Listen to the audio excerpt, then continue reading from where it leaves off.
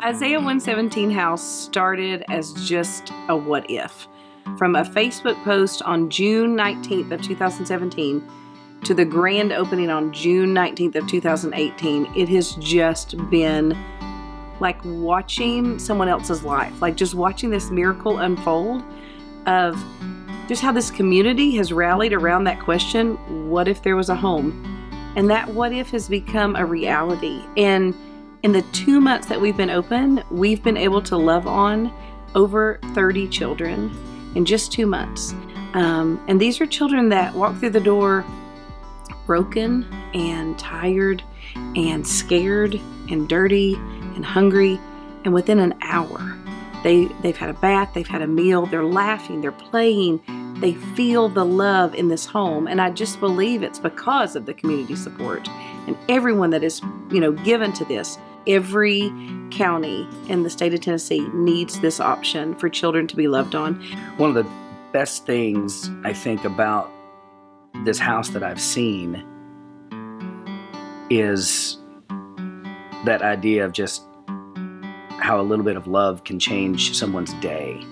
Something I've thought about that is so cool about this house, because a kid comes on what might be, and probably the worst day of their life that they've maybe known so far, and they come here with that heaviness on them, and like you said, within an hour or two their whole day is different, and they leave here. Some of them might say it might have become the best day of their life, because it might have been the best few hours of love that they've experienced.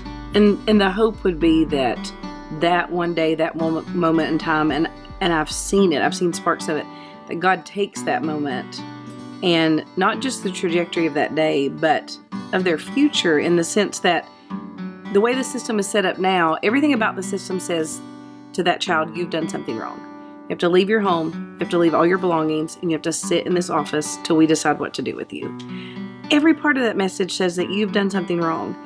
We want to change that message, and we are. Like, the message now is you have done nothing wrong. You are loved, and this is happening to you, not because of you. And what that might do for their future if they come into this understanding that it's not their fault. A child here recently, a teenager who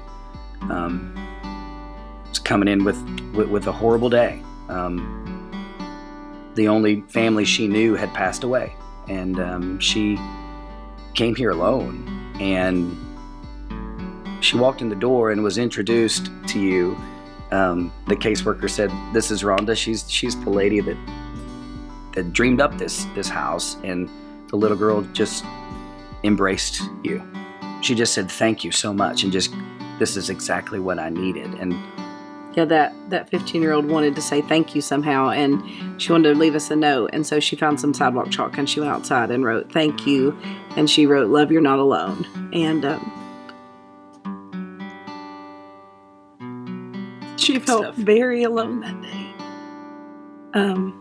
I think until she got here, and our volunteer and the caseworker that came with her, they changed that. And God's love broke through on a really, really hard day.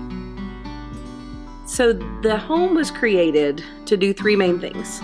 We're helping DCS and CPS, and we are easing that transition. Really, at the core of it, really giving kind of that, what I think, kind of a perfect glimpse of Christ's love, right? These children often show up dirty and, down and broken, maybe not real proud or embarrassed of where they've been. And these doors open, and the volunteers and Rhonda and the caseworkers are here to say, welcome home, right? With open arms. And they feel like they probably don't deserve it, but they embrace it too. And it's a beautiful thing. And I think that foster care as a whole is kind of like that, right? Because that's what Jesus does for us. I mean, we show up broken and dirty and maybe not real proud of where we've been, and he doesn't care. He just says, welcome home. And the love just starts immediately. It's good stuff. Sorry. I think some of the coolest things that I've seen, what you've talked about, was just what's been great about this whole experience is just watching a community come together. Sorry.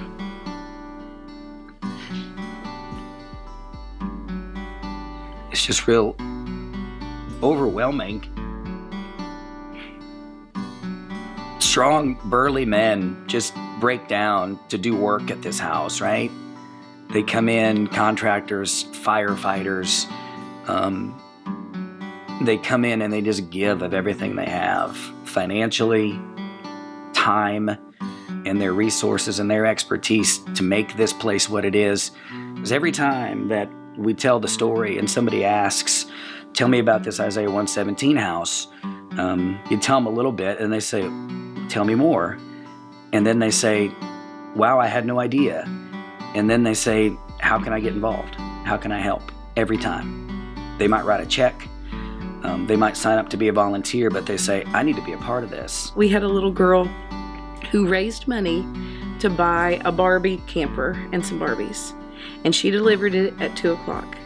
And at 4 o'clock, a little girl entered this home and said, Barbies! And she ran over and she started playing. And I know that God knew who was coming. And he knew that she wanted to play with Barbies. He is orchestrating it all for the good of these children. And he doesn't want them to be forgotten. And we don't want them to be forgotten. And so that's why we want one of these homes, available to every child that comes into custody. These children do not deserve to go to a cubicle or a conference room. They've done nothing wrong. They need a safe place where they can be loved on, they can feel that love, and then they can react to that love. And that's what we want to provide.